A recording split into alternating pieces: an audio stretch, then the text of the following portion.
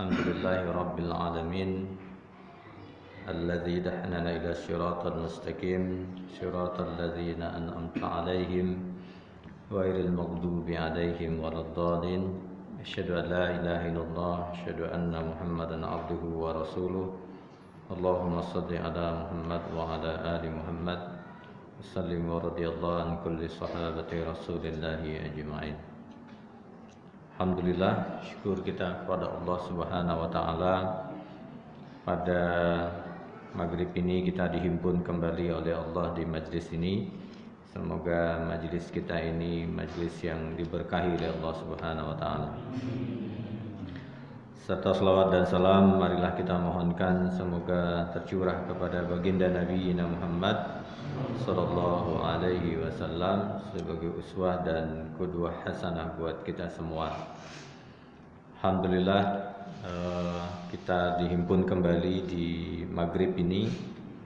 Bapak-bapak, ibu-ibu yang dimuliakan oleh Allah, sebelumnya saya mohon maaf karena memang ada sesuatu hal sehingga baru malam ini bisa bersama-sama dengan panjenengan semua. Semoga ini bisa kita istiqomahkan.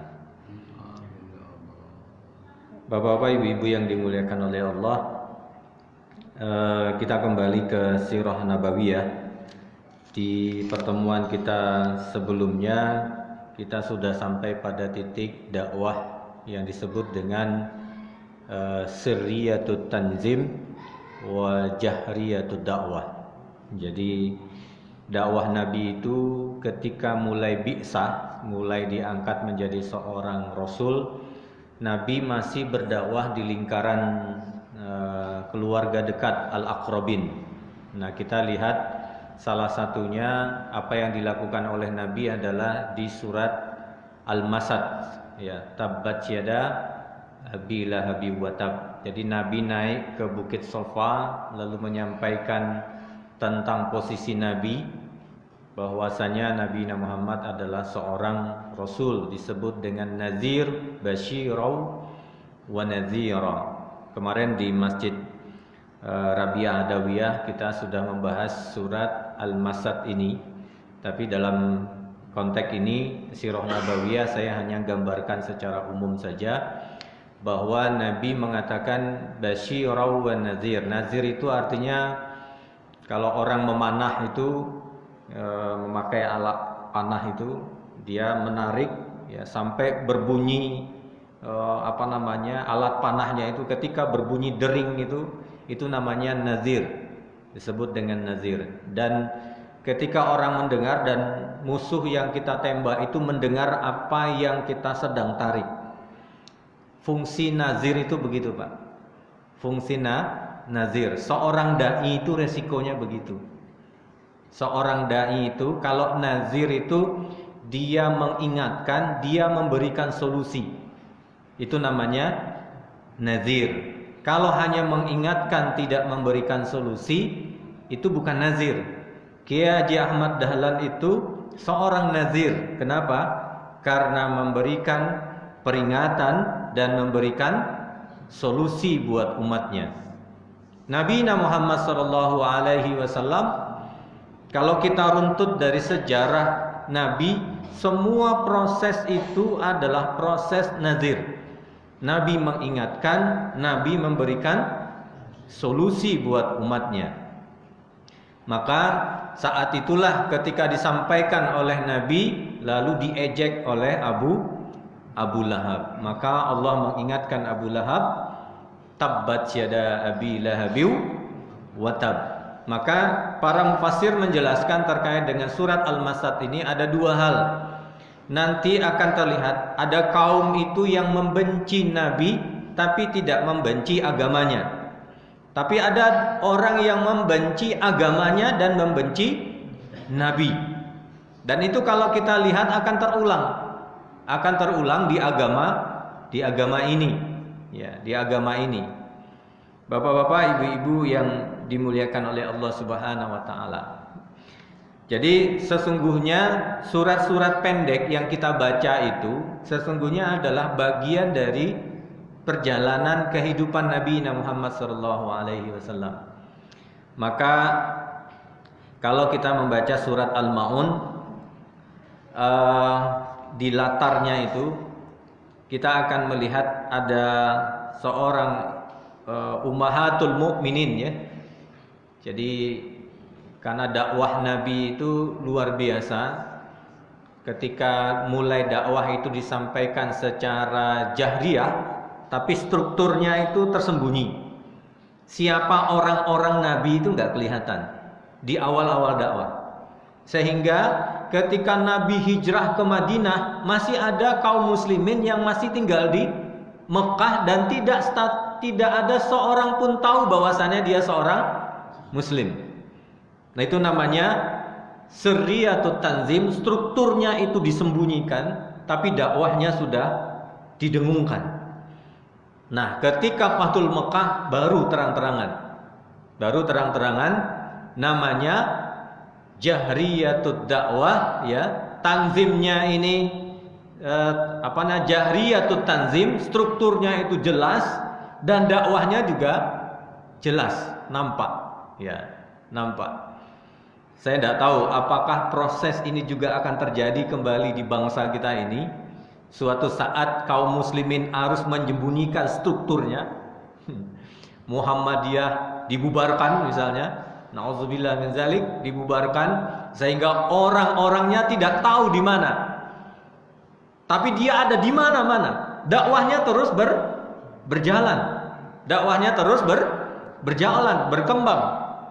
Bisa saja begitu. Wallahu a'lam qadar. Wallahu a'lam qadar. Tidak tahu kita.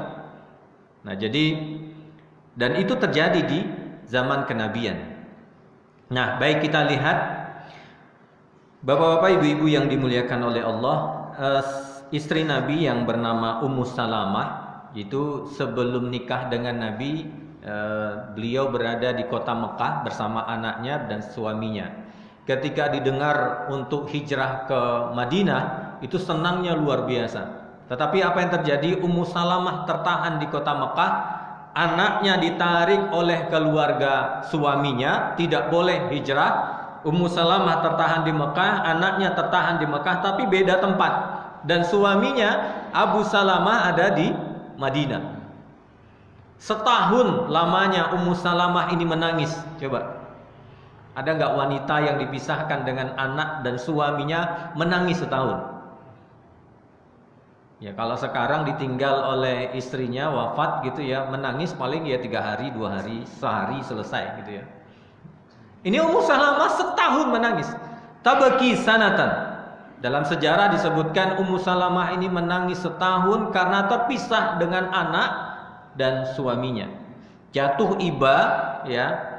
Jatuh iba keluarga dari suaminya ini, anak dikembalikan kepada Ummu Salamah dan Ummu Salamah dipersilahkan untuk datang ke kota Madinah. Hanya beberapa saat di kota Madinah ketemu dengan suaminya, dan suaminya diperintahkan oleh Allah, oleh Rasulullah sallallahu alaihi wasallam untuk perang Uhud. Nah, perang Uhud. Pulang dari perang Uhud, jarah. Jarah itu artinya luka. Luka perang dulu beda dengan luka perang sekarang, Pak. Yang hilang kuping, hilang telinga, mata tercongkel, kaki putus, ya. Beda, Pak, perangnya. Makanya kalau kita mengibaratkan alladzina yuqatiluna fi sabilihi saffa, orang yang berperang di jalan Allah zaman kenabian dengan hari ini, saya membayangkan perang di Ambon. Kejadian di Ambon. Itu kan Allah perlihatkan kepada kaum muslimin bagaimana kejadian sebenarnya di Ambon, perperangan yang mengerikan.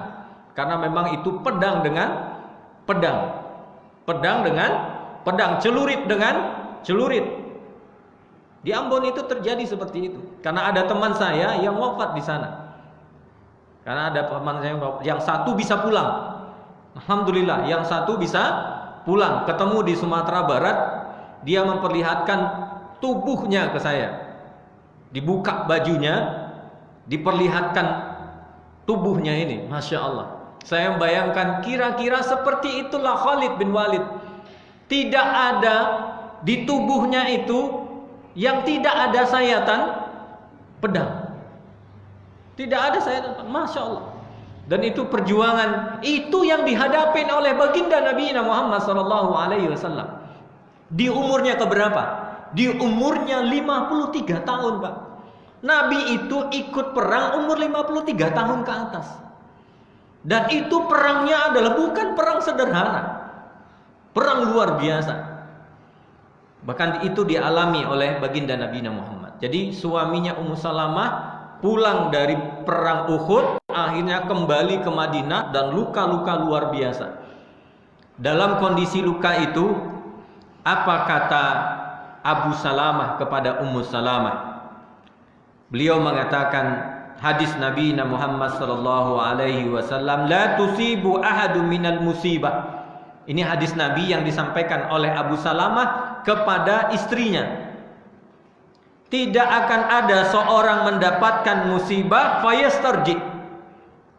Dia mengucapkan inna lillahi wa inna ilaihi raji'un. Lalu fayaqulu Allahumma iktasabtu musibati hadhi Allahumma hlif khairan minha. Jadi ini disampaikan oleh Abu Salamah ke Ummu Salamah. Nanti kalau engkau mendapatkan musibah, maka ucapkanlah inna lillahi wa inna ilaihi raji'un. Sesungguhnya engkau akan mendapatkan Allahumma hlufni khairum minha. Ya Allah, aku bermohon kepadamu ketika aku membacakan inna lillahi wa inna ilaihi raji'un, engkau ganti yang sudah pergi itu dengan sesuatu yang lebih baik daripada yang pergi. Ternyata apa yang terjadi? Suaminya Ummu Salamah wafat. Wafat. Ketika wafat, Ummu Salamah itu bingung. Jadi kalau aku baca inna lillahi wa inna ilaihi raji'un ini, kata Nabi kan digantikan yang lebih baik. Siapa yang lebih baik dari suamiku? Kata Ummu Salamah. Nah, ini bapak-bapak yo mikir-mikir jane. Baca innalillahi wa inna ilaihi raji'un. Kayaknya dibaca lebih baik gitu ya. Istrinya meninggal, innalillahi wa inna ilaihi raji'un. Pikirannya kemana? Diganti yang lebih baik. Jangan ke sana ya Pak. Ibu-ibu juga jangan ke sana. Ini menunjukkan bahwa fastarji billah ini artinya bahwa semua yang menjadi takdir Allah Subhanahu wa taala itu adalah kebaikan. Tidak ada takdir Allah itu yang jelek. Tidak ada takdir Allah itu yang jelek. Tetapi itu yang dipikirkan oleh Ummu Salamah. Siapa pengganti suamiku yang terbaik? Siapa? Ternyata datang Abu Bakar Siddiq. Siapa yang tidak tahu kesolehan Abu Bakar Siddiq? Datang Umar bin Khattab untuk melamar Ummu Salamah. Ternyata dua-duanya ditolak oleh Ummu Salamah. Lalu datanglah baginda Nabi Muhammad sallallahu alaihi wasallam. Apa kata Ummu Salamah? Inna iyaya khilalas salasa. Wahai Rasulullah, aku ini punya cacat 3 hal. Jadi sebenarnya nolak gitu ya. Nolak Rasulullah karena Rasulullah melamar.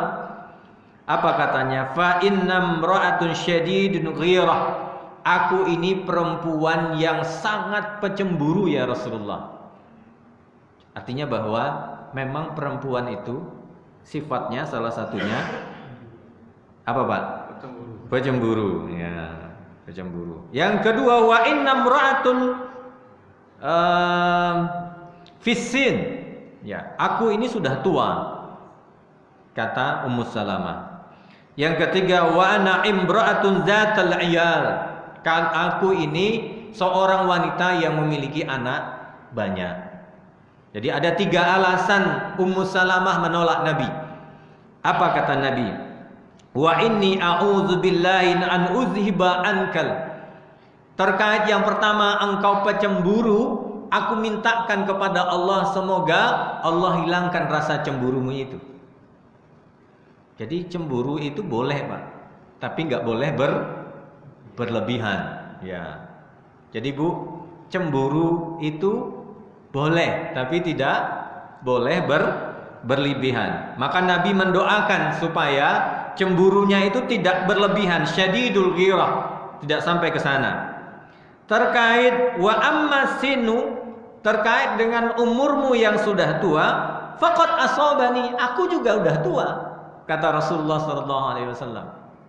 Jadi tidak ada masalah, kata Rasulullah. Wa ammal iyal fa inna iyaluki iyali. Terkait dengan anakmu yang banyak itu, ya sudah, nanti anakmu itu anakku, kata Rasulullah sallallahu alaihi wasallam. Akhirnya apa yang terjadi? Ummu Salamah menerima ya pinangan Rasulullah sallallahu alaihi wasallam bahwasanya apa yang diamalkan oleh Ummu Salamah setelah wafatnya suaminya, mengatakan inna lillahi wa inna ilaihi rajiun, itu digantikan oleh Allah jauh yang lebih baik. Maksudnya jangan disalahpahami. Maksudnya ini jangan disalahpahami.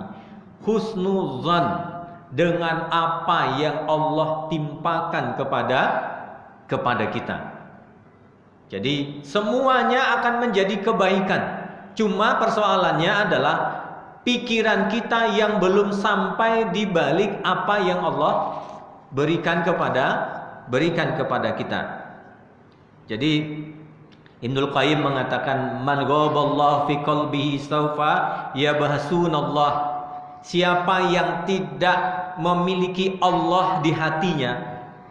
Nah ini, bayangkan suami hilang dalam kondisi perang, selama ini lama tidak ketemu, akhirnya dipanggil oleh Allah. Bayangkan kondisi seperti itu. Tapi apa yang terjadi? Man ghaballahu fi qalbihi sawfa yabhasunallah. Siapa yang di hatinya ini tidak ada Allah Subhanahu wa taala, dia akan mencari Allah sebenarnya. Tapi persoalannya salah cara mencari. Carinya di wines, diskotik, naik gunung, mabok. Salah cara mencari. Sebenarnya hati manusia itu fitrah. Siapa yang sedang dicari? Allah. Coba tanya di hati kita paling dalam, Pak. Coba tanya hati kita paling dalam. Risalah kenabian Nabi mendakwahkan Islam ini 23 tahun sebenarnya perjuangan Nabi. Apa sebenarnya inti dari dakwah Nabi itu? Mengajak manusia meletakkan Allah Subhanahu wa taala di hatinya. Kenapa? Itulah intinya. Siapa yang mencari dunia lalu dia lupa dengan akhirat, sebenarnya dia sedang kehilangan Allah Subhanahu wa taala. Maka ketika dia cari kemana-mana tidak ketemu, akhirnya ketemu di Masjid Ahmad Dahlan. Ketemu di Ahmad Dahlan. Jadi siapa yang kita rindukan di dunia ini, Pak? Siapa yang kita rindukan di hati kita paling dalam ini? Siapa yang kita rindukan? Allah. Kenapa orang bahagia menghadapi kematian? Seperti Bilal bin Rabah. Apa kata istrinya? Musibah. Karena Bilal bin Rabah sedang nazak. Apa kata Bilal? Bukan begitu caranya, kata Bilal kepada istrinya, hadza yaumus sa'adah, hadza yaumul farah. Ini hari kebahagiaan, ini hari keutamaan. Kenapa? Ba'da hadza, setelah ini aku akan bertemu dengan Allah dan Rasulnya. Allah dan Rasulnya. Lihat baginda Nabi Muhammad sebelum 4 hari sebelum wafat baginda Nabi Muhammad sallallahu alaihi wasallam, Abu Mukhaybah bertanya kepada Nabi, "Ya Rasulullah, engkau milih khazainul ardi wa mafatihuha? Semua berbendaharaan kekayaan bumi ini engkau miliki atau engkau pilih itu? Atau engkau baqa'u fid dunya, kekal di dunia ini? Atau uliqa'u rabbi, atau bertemu dengan Tuhanmu?" Apa kata ya Rasulullah? Kalla ya Mukhaybah. Tidak ya Mukhaybah, liqa'ur rabbi. Ma'an nabiyyin. Aku rindu dengan para nabi. Ma'an nabiyyin. ma'as syuhada, ma'as salihin, wa hasuna ulaika umur rafiqa. Tidak ada yang lebih aku rindukan kecuali para nabi, para syuhada, orang-orang soleh. Wa hasuna ulaika umur rafiqa. Itulah teman sebaik-baiknya. Apa kata Nabi ketika akan nazak sampai di sini ini? Sampai ke lehernya ini. Ya Rafiqul A'la. Rafiq itu artinya apa, Pak? Teman. Jadi siapa yang nemani Nabi? Allah Subhanahu wa taala. Ya, kemarin saya bercerita di Masjid Rabi'ah Adawiyah, Utsman bin Affan. Utsman bin Affan itu di waktu zuhur di hari Senin, ya, waktu zuhur di hari Senin, sebelum zuhur beliau tidur, namanya tidur khailulah sebelum zuhur. Tidur sejenak, tidurnya bermimpi dengan Nabi Muhammad SAW. Adakah orang yang membatasimu untuk datang ke masjidku ya Utsman? Ada ya Rasulullah. Adakah yang menghalangimu untuk berbuka puasa? Ada ya Rasulullah. Sungguh, apa kata Rasulullah? Sataftiru ma'ana indana hadhil lailah. Wahai Utsman, jangan khawatir, nanti engkau berbuka puasa bersama kami. Sebelum maghrib, Utsman bin Affan wafat. Jadi para sahabat, para nabi itu ketika berhadapan dengan kematian itu bahagia, Pak. Senang. Kenapa? Karena tidak ada kebahagiaan yang lebih besar yang harus kita dapati hari ini adalah ketika kita bertemu dengan Allah Subhanahu wa taala. Kenapa orang lari ke masjid ketika azan berkumandang? Kenapa orang segera datang ke masjid untuk datang setiap subuh di kali pagi hari? Kenapa? Karena kerinduannya kepada Allah Subhanahu wa taala. Jadi bapak-bapak, kenapa Khadijah menghabiskan seluruh hartanya? Kenapa Nabi Muhammad mempersembahkan seluruh kehidupannya? Kenapa Umar bin Khattab mau menjadi tameng Nabi ketika dipanah? Kenapa? Kenapa demikian? Karena kerinduan kehidupan hakikat kita adalah akhirat. Aina daruna? Mana kampung kita sebenarnya? Di mana kampung kita sebenarnya? Di akhirat. Hadhihi laisa min qaryatina. Dunia ini bukan kampung kita. Kita ini sedang merantau. Mampir ngombe kata beliau. Minum sejenak, setelah itu terus berjalan. Nanti ada tempat kita yang lebih kekal, yaitu akhirat. Maka apa yang bersama ma'ana, apa yang bersama kepada kita hari ini, laisa fina, bukan milik kita. Hanya sejenak bersama kita, laisa fina. Dan suatu saat kita harus melepaskannya. Ya, Abu Darda itu agak terakhir masuk Islamnya. Orang kaya raya. Ketika dia masuk Islam, dia lihat sahabat-sahabatnya sudah jauh masuk Islam. Apa yang terjadi? Setelah itu semua hartanya itu entah kemana dia taruh. Lalu para sahabatnya, orang kaya ini, lalu sahabatnya bertanya, Abu Darda, kemana hartamu? Aku lagi bangun rumah tapi jauh katanya. Orang tuh percaya saja gitu ya. Bangun rumah jauh sekali katanya. Ternyata yang dia maksud rumah itu adalah akhirat. Saya masih ingat Kiai Haji Maksum Yusuf, kiai saya.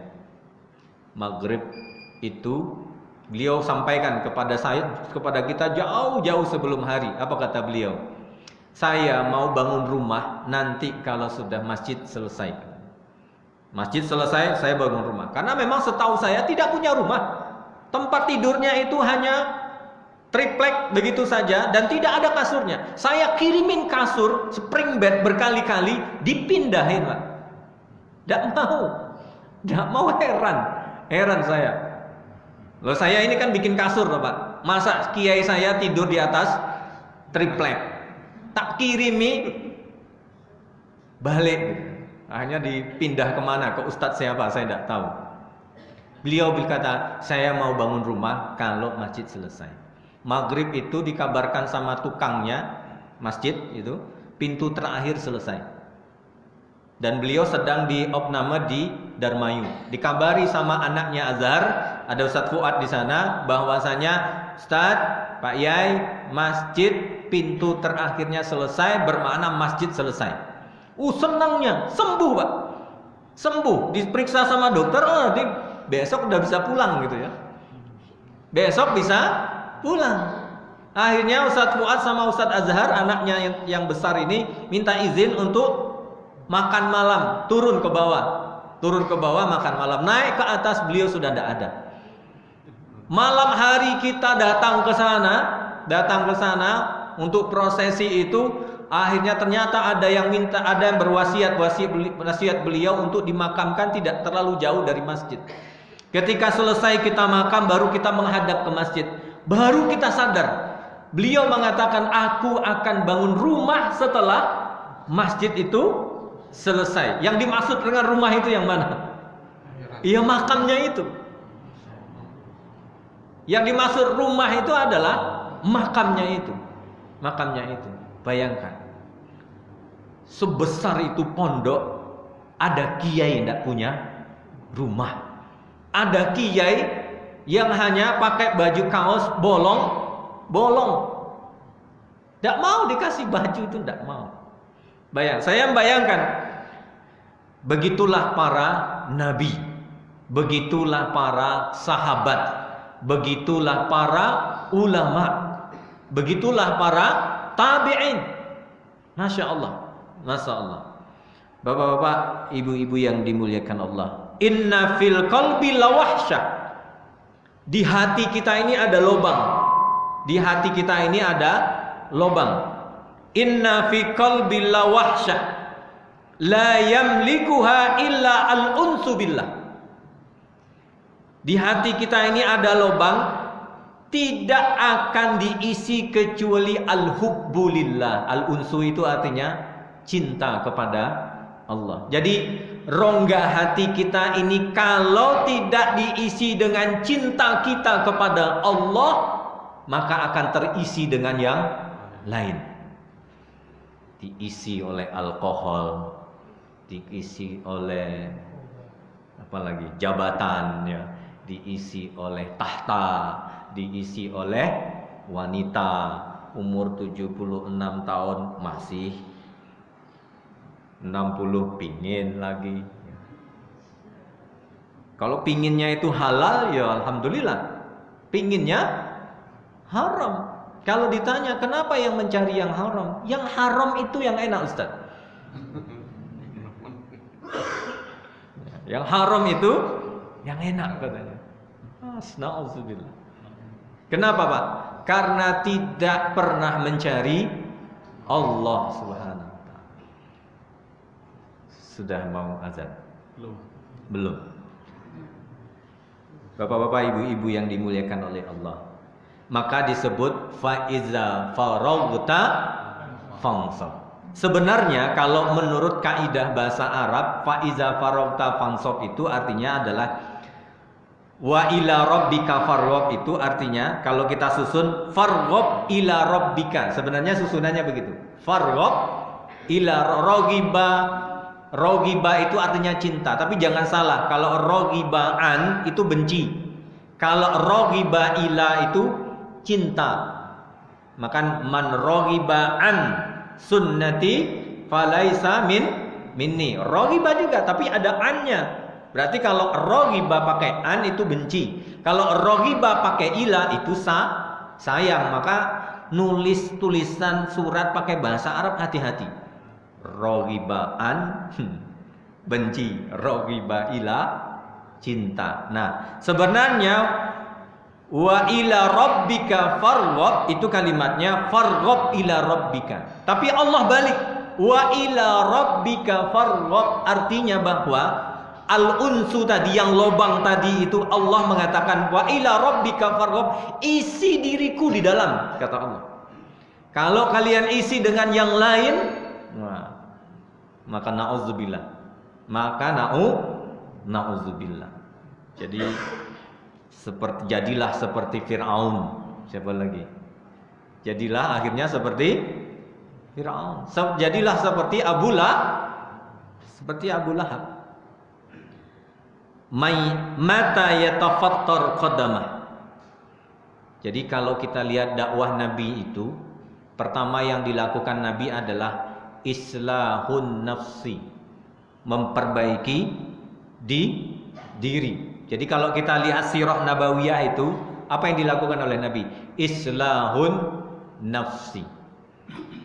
Nabi seorang dai, tapi di sisi lain sahabatnya, orang-orang yang didakwahi oleh Nabi yang juga akhirnya menjadi dai, dia tetap adalah orang yang memperbaiki diri, seorang dai, tapi juga sebagai seorang mad'u. Mad'u itu yang diajak.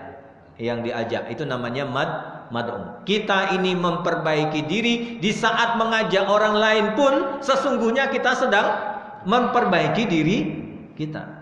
Lihat Nabi Muhammad SAW. Coba lihat surat-surat pendek, Pak. Surat Duha, surat Al-Insyirah, surat apa lagi? Al-Fil, surat Al-Masad, surat Al-Ikhlas, surat An-Nas. Semuanya itu adalah latar dari sebuah peristiwa untuk apa? Untuk mengukuhkan Nabi Muhammad SAW menjadi seorang nabi.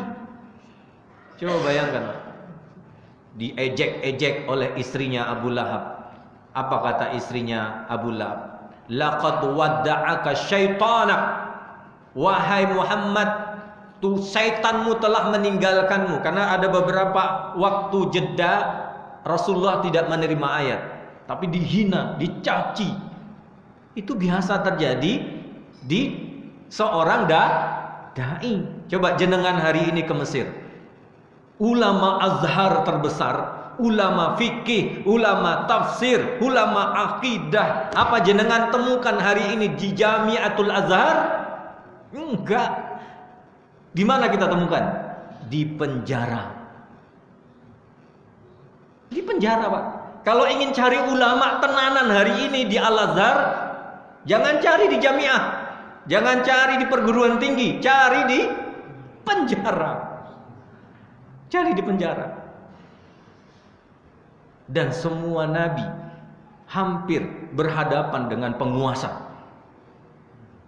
Ya, semua imam mazhab hampir semuanya merasakan penjara. Apakah mereka dai? Dai.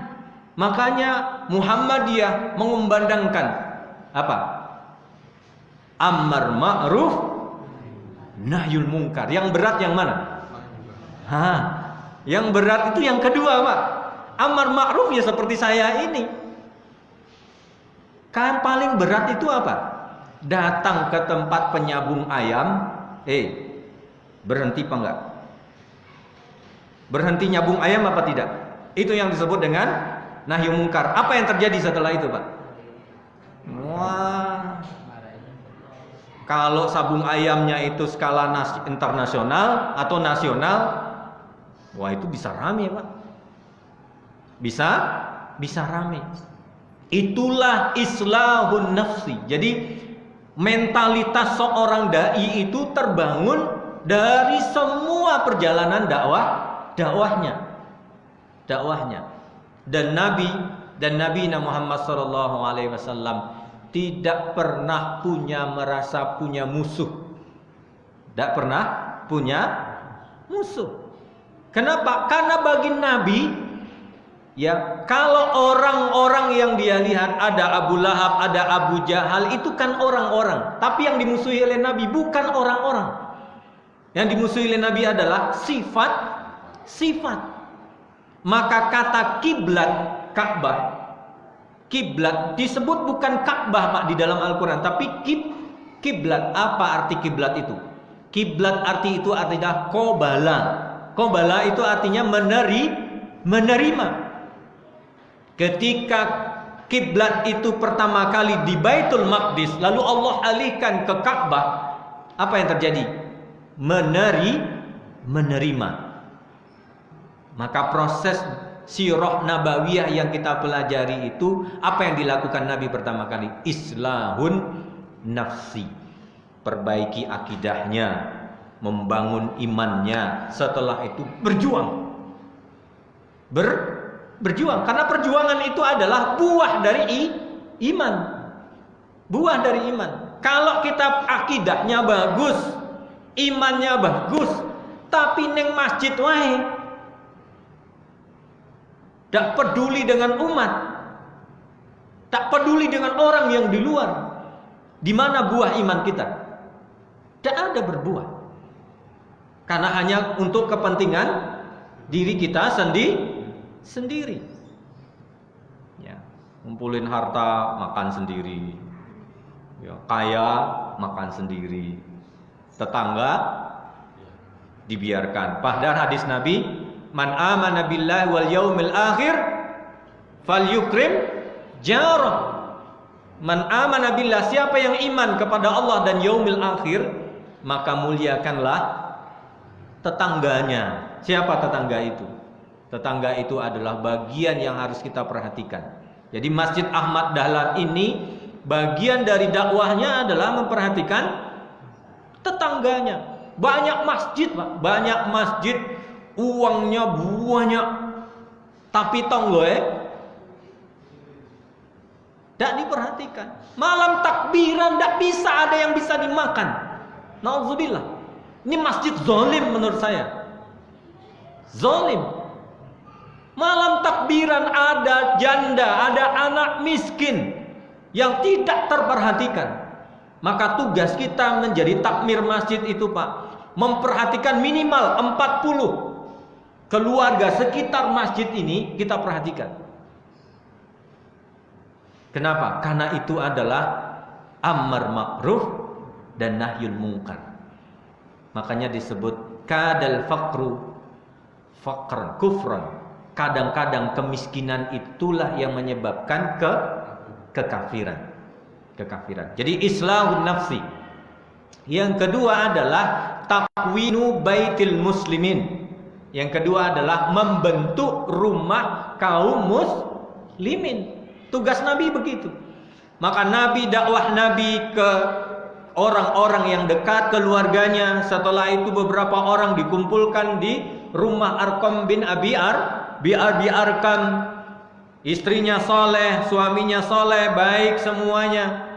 Maka caranya bagaimana? Terhimpun di masjid ini ada tempat pengajian, di masjid ini ada tempat orang belajar Al-Quran.